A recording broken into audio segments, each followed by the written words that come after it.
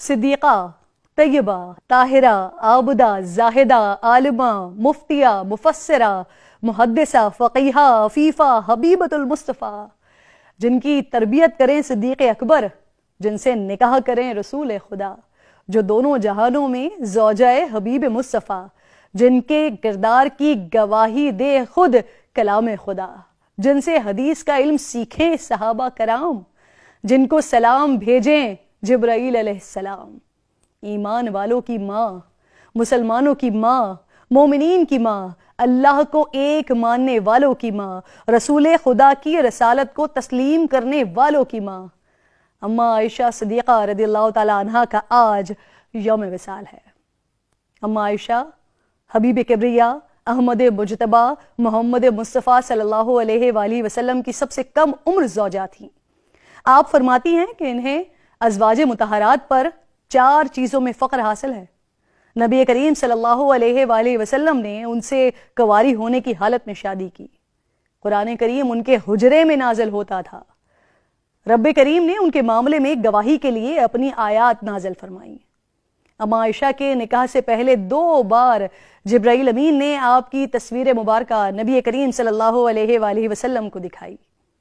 اماں عائشہ محبوب خدا کو سب سے زیادہ محبوب تھیں۔ حضرت ابو عثمان رضی اللہ تعالیٰ عنہ سے روایت ہے کہ حضرت عمرو بن عاص رضی اللہ تعالیٰ عنہ فرماتے ہیں کہ ایک بار میں آقا علیہ الصلوۃ والسلام کی بارگاہ میں حاضر ہو کر عرض گزار ہوا کہ یا رسول اللہ، آپ کو انسانوں میں سب سے زیادہ پیارا کون ہے؟ آپ نے فرمایا عائشہ۔ حضرت عمرو بن عاص نے دوبارہ عرض کیا مردوں میں؟ جس پر آپ نے فرمایا ابو بکر۔ حضرت عمرو بن عاص نے تیسری بار عرض کیا کہ ان کے بعد کون؟ جس پر آپ صلی اللہ علیہ وآلہ وسلم نے فرمایا عمر۔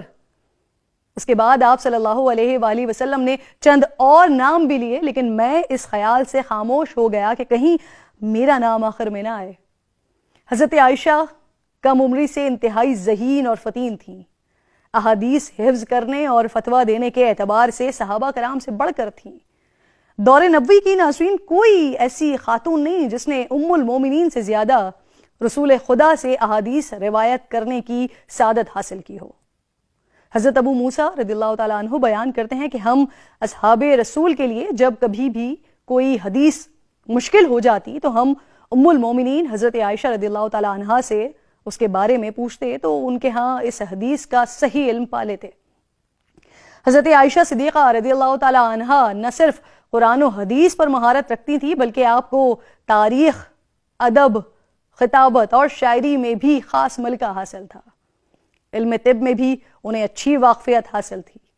آپ کی حیات مبارکہ سے ہمیں معلوم ہوتا ہے کہ مسلمان عورت کاروبار میں مہارت بھی رکھ سکتی ہے، علم بھی حاصل کر سکتی ہے، بلکہ عالمہ و مفتیہ بھی بن سکتی ہے، قوم و دین کی خدمت بھی کر سکتی ہے، ہنر بھی سیکھ سکتی ہے، ڈاکٹر بھی بن سکتی ہے، شاعری سے لے کر دنیا کے ہر فن میں مہارت حاصل کر سکتی ہے، لیکن اللہ کی بنائی گئی حدود میں رہتے ہوئے۔ جو لوگ کہتے ہیں نا کہ پردہ کرنے سے لڑکیوں کا کانفیڈنس ختم ہو جاتا ہے، جو کہتے ہیں کہ اسلامی قوانین خواتین کی آزادی میں رکاوٹ ہے، انہیں حصول علم سے روکتی ہے، تو وہ شاید اماں عائشہ کو پڑھ نہیں سکے ہیں یا پھر شاید انہیں پڑھنا نہیں چاہتے۔ آپ نے ہمیں کامیابی سے زندگی جینے کی راہ دکھائی ہے۔ آپ اماں عائشہ نے ہمیں بتایا ہے کہ خواتین رہتی دنیا تک اپنا لوہا منوا سکتی ہیں، کیسے منوا سکتی ہیں۔ آج کے دن دعاؤں میں اپنی والدہ کو ضرور یاد رکھیں۔ مالک و مختار سے دعا کریں کہ ہمیں آپ کے نقش پا کی پیروی کی توفیق عطا فرمائے۔ آمین۔